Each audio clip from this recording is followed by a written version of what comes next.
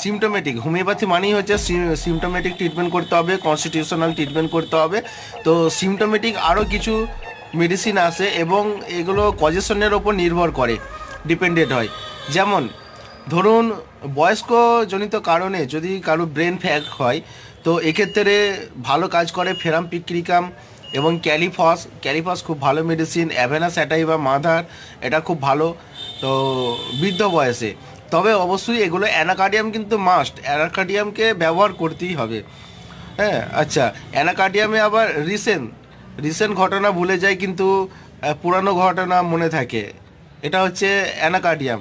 আর মেডোরিনামে একটা লক্ষণ আছে, এরা কি করবে, পুরনো ঘটনা সব মনে ভুলে যায় কিন্তু রিসেন্ট মনে থাকে, এটা হচ্ছে মেডোরিনামের। তারা বর্তমানে যা হচ্ছে সেগুলো মনে থাকবে কিন্তু আগের যে পুরনো ঘটনা এগুলো তেমন মনে থাকে না। তো এটা